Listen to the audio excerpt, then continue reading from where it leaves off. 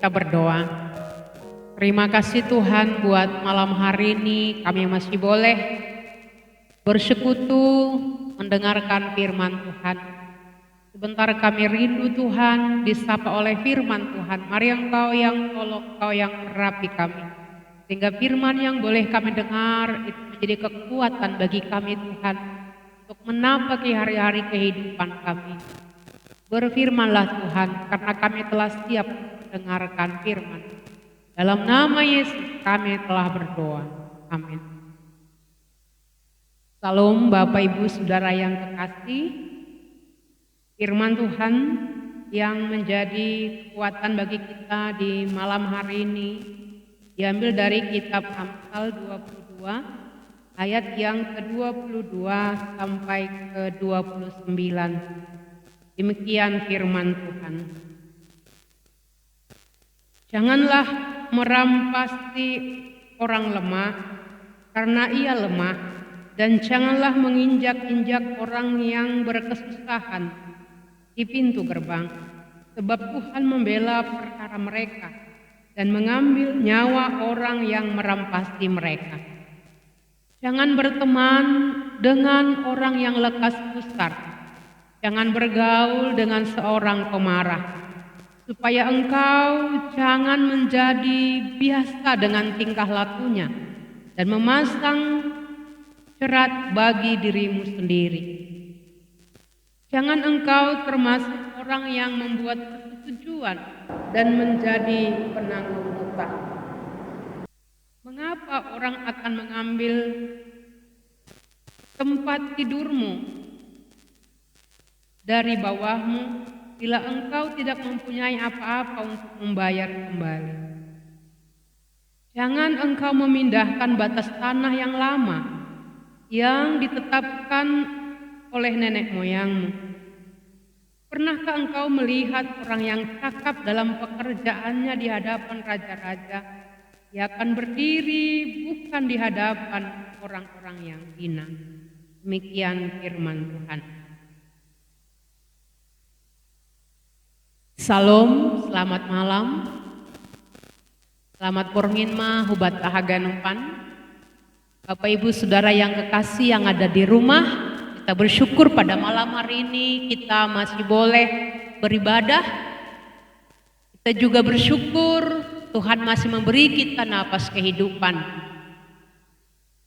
Kami sapa jika ada anggota jemaat yang juga turut ambil bagian dalam ibadah ini yang di rumah sakit, biarlah Tuhan memberikan kuasa pemulihan sehingga boleh cepat sehat pulang kembali ke rumah. Bapak Ibu Saudara yang kekasih, kalaulah ditanya kita secara pribadi, tentu dalam kehidupan ini adakah orang yang mau rugi? Tentu tidak ada. Semua kita, siapapun dia, apapun usaha kita, pasti kita ingin supaya beruntung, diberkati. Tapi Bapak Ibu, dalam kenyataan hidup, seringkali ada sikap ingin merugikan orang lain. Ini juga yang menjadi teguran firman Tuhan bagi kita pada malam hari ini. Disebutkan di sana, janganlah. Yang pertama adalah merampasi orang lemah karena ia lemah. Dan janganlah menginjak-injak orang yang berkesusahan di pintu gerbang. Bapak Ibu, coba kita bayangkan jika kita ada di pihak yang lemah.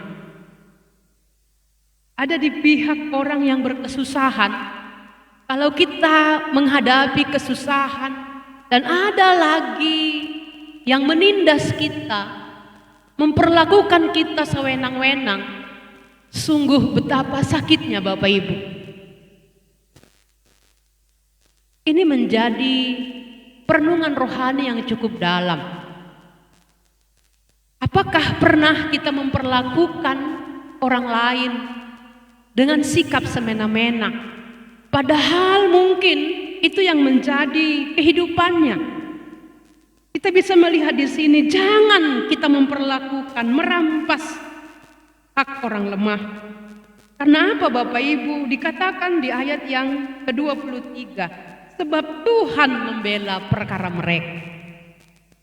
Kita tidak tahu bagaimana perjalanan kehidupan ini. Mungkin saat ini kita punya kuasa, kita punya kekuatan, kita boleh berlaku sesuka hati kita kepada orang lain. Tapi ingat, kata firman Tuhan, pembalasan itu adalah milik Tuhan. Kalau Tuhan melakukan pembalasan, Tuhan bisa membalikkan itu dalam sekejap, dalam sesaat. Disebutkan di sana, dan mengambil nyawa orang yang merampasi mereka. Bapak Ibu, kita disebutkan di sana nyawa itu menjadi taruhannya. Kalaulah kita bertindak, bersikap semena-mena, Tuhan menjadi hakim dan Tuhan menjadi pembela bagi orang yang diperlakukan tidak adil seperti itu. Itu yang pertama. Yang kedua dikatakan jangan berteman dengan orang yang lekas gusar. Bapak Ibu, dipakai kata pertama gusar dan bergaul dengan pemarah. Coba Bapak Ibu Saudara yang kekasih, kalaulah dalam kehidupan ini sedikit-sedikit kita emosi, sedikit-sedikit kita marah. Mungkin karena pengaruh COVID ini bisa juga ya, emosi, stres kita dalam kehidupan ini. Tapi disebutkan di sana ternyata apa yang menjadi penyebab, kalaulah kemarahan kita, kegusaran kita ternyata tidak pernah menyelesaikan persoalan. Bapak Ibu Saudara yang kekasih, ada sebuah ilustrasi. Ada seorang ayah dengan seorang anaknya. Bapak ini mempunyai seorang anak yang tingkat emosinya sangat tinggi. Pada suatu hari sang ayah mengajak anak ini untuk berdiskusi. Sang ayah ini memberikan satu bungkus paku dan satu buah martil. Kemudian sang ayah mengatakan, jika engkau mau marah, ingin melepaskan kemarahanmu, kamu boleh memakukan paku ini ke tembok. Bapak Ibu, apa yang terjadi? Setiap hari sang anak ini sedikit ada sesuatu yang gak seperti di hatinya, dia kemudian emosi dan marah. Coba ada sekolah minggu, ada gak yang seperti itu? Ada yang ikut bergabung dengan orang tua. Kemudian sang ayah ini melihat bahwa di sepanjang minggu itu telah penuh tembok mereka dengan paku yang tertancap di dinding itu. Bapak Ibu Saudara yang kekasih, kemudian sang ayah mengatakan kepada anaknya ini, coba kamu berusaha untuk menahan diri dan tidak ada lagi paku di tembok kita ini. Jika kamu mau marah, kamu berusaha untuk meredakan hatimu. Bapak Ibu, apa yang terjadi? Anak pun mulailah berusaha untuk menahan hatinya, menahan emosinya. Kemudian ternyata sang anak ini berhasil. Tapi Bapak Ibu, kemudian sang ayah mengatakan kepada anaknya, coba kau perhatikan semua paku di tembok kita. Sekarang kita mau mencabut.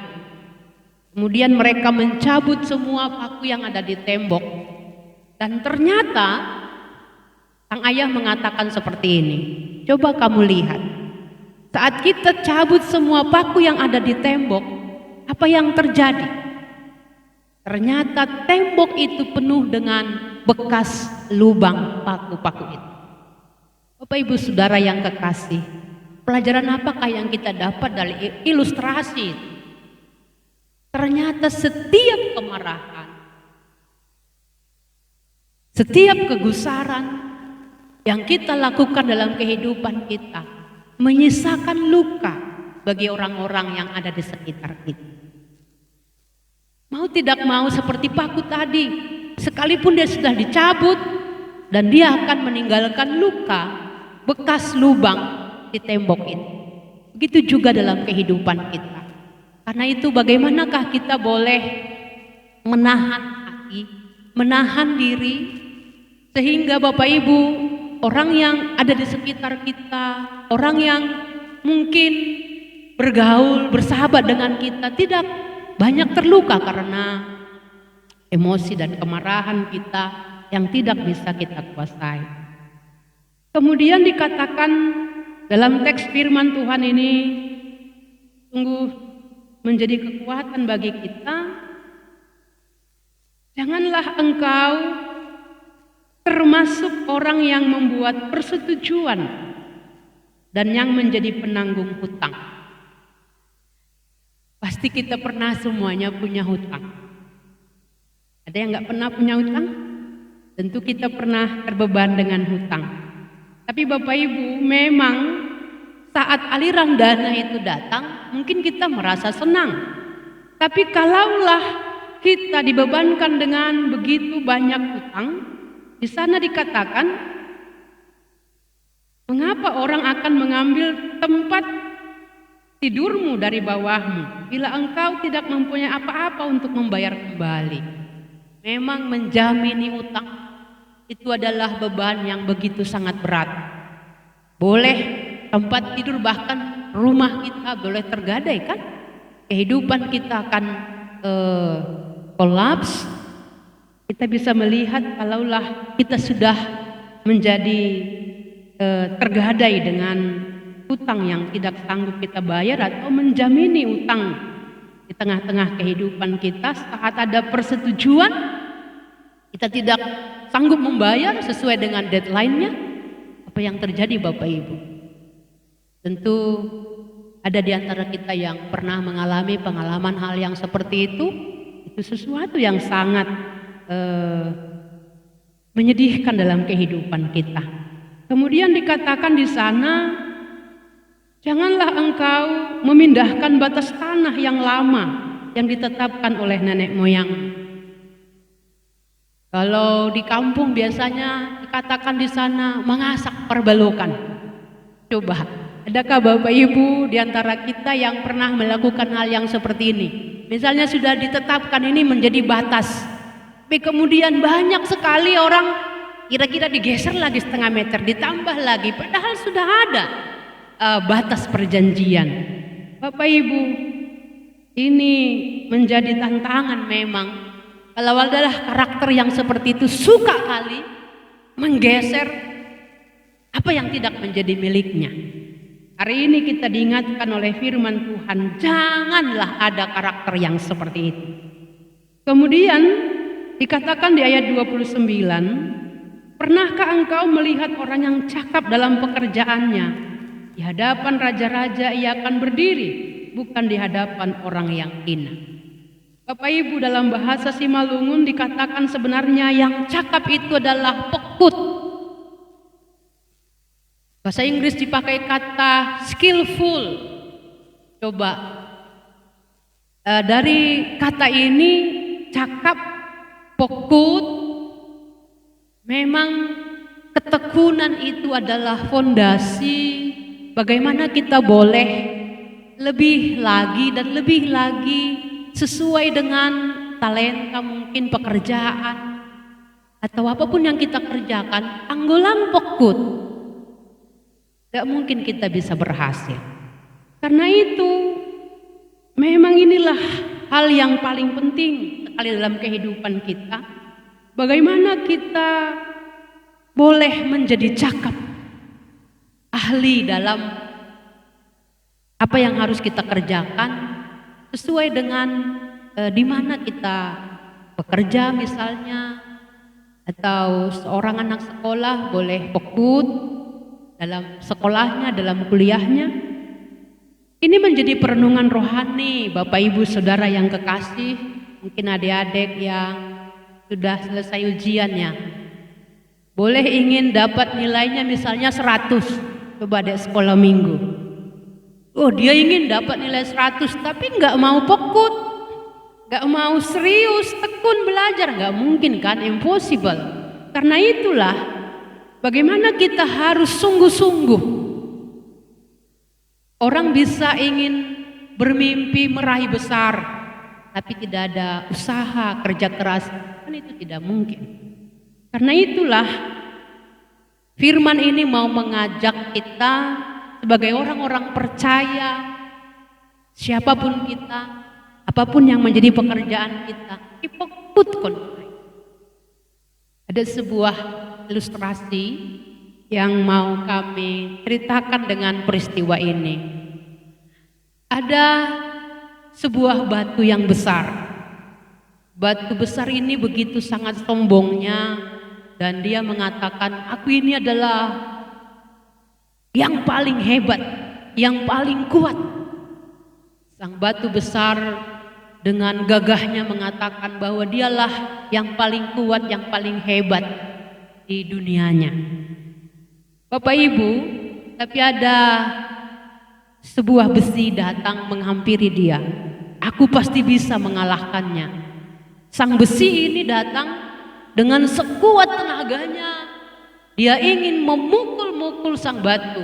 Ternyata memang sang besi dengan kekuatannya juga kalah. Besi ini menjadi peot. Kemudian datanglah sang api. Api ini juga dengan kekuatannya, dia mengatakan, aku pasti bisa mengalahkannya. Tapi Bapak Ibu, ternyata sekuat apapun sang api, sang batu tetap kokoh. Dia tidak lumer dengan kekuatan api. Bapak Ibu, tapi datanglah tetesan air yang jatuh dari atas. Pas di atas batu itu menetes. Dengan congkaknya sang batu berkata, gak mungkinlah sang batu air bisa mengalahkan aku. Karena aku ini adalah seorang batu yang begitu sangat hebat. Tapi Bapak Ibu, apa yang terjadi? Tetesan air 1 minggu, 2 minggu, 1 tahun dan puluhan tahun. Apa yang terjadi? Tetesan air ternyata boleh memberikan lubang pada sang batu tadi. Apa yang mau kita katakan di sana? Ketekunan. Hapokutoni, tetesan air, seberapapun kokoh dan kuat. Begitu juga dalam perjalanan kehidupan kita.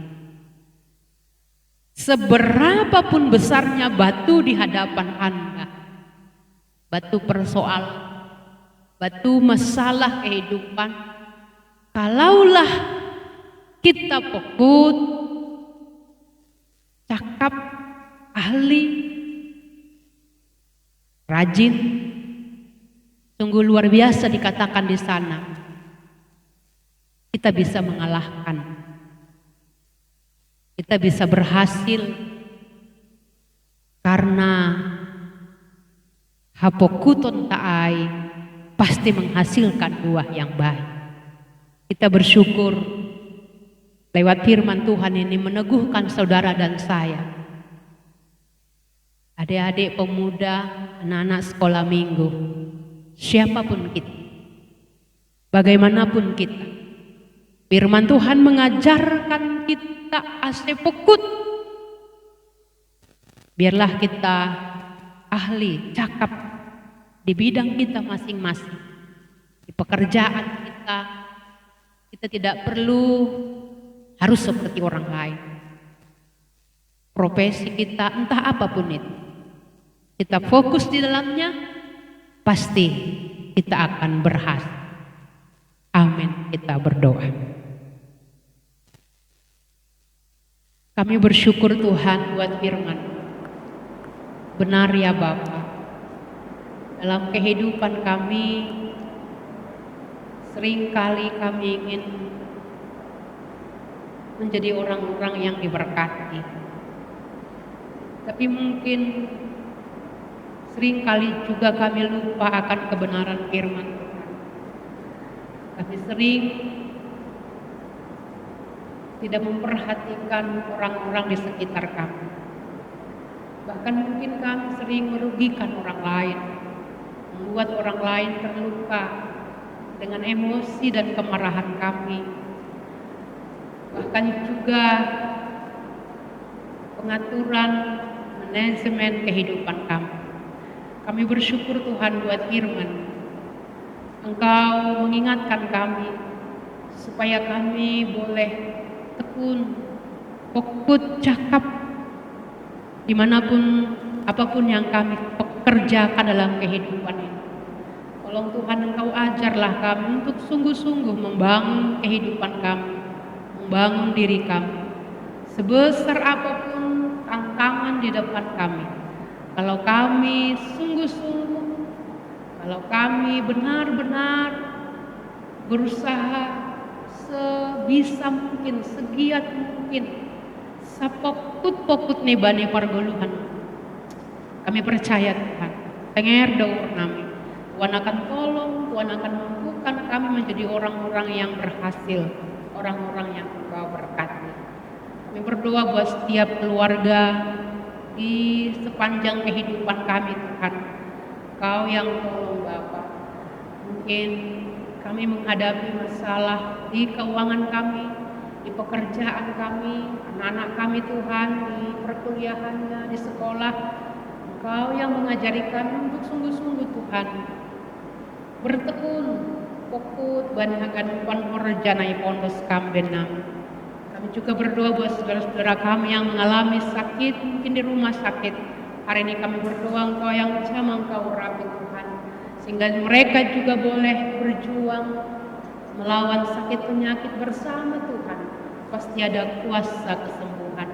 Terima kasih Bapa. Dalam nama Yesus kami telah berdoa. Amin.